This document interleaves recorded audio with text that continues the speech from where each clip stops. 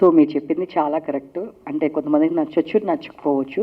But అందరూ audience కానీ ఉన్న క్వశ్చన్ ఏంటి అంటే, వైఎస్ షర్మిల గారిని ఎందుకని చూయించలేదు? One of the family member, ఆవిడ కూడా పార్టీకి చాలా కష్టపడింది, ఆవిడ కూడా చాలా చేశారు. బట్ ఎందుకని దీనిలో మీరు వైఎస్ షర్మిల గారిని చూపించలేదని చాలామంది ఆడియన్స్ కూడా అడుగుతున్నారు. సో దీనికి మీ ఎక్స్ప్లెనేషన్ ఏంటి?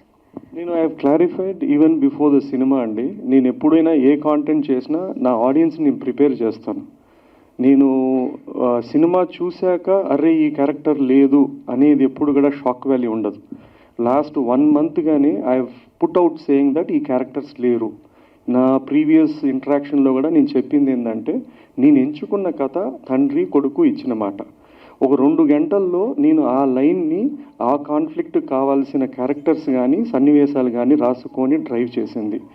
సో మనం ఎంత జస్టిఫై చేసినా కూడా they will be people who asking ఎందుకు లేదు అని.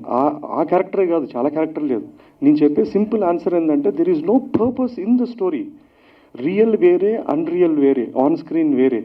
సో ఆ whatever limitations of time కానీ వాట్ ఎవర్ ఇట్ ఈస్ నాకున్న ఎంచుకున్న కాన్ఫ్లిక్ట్కి నేను చెప్పానండి అది.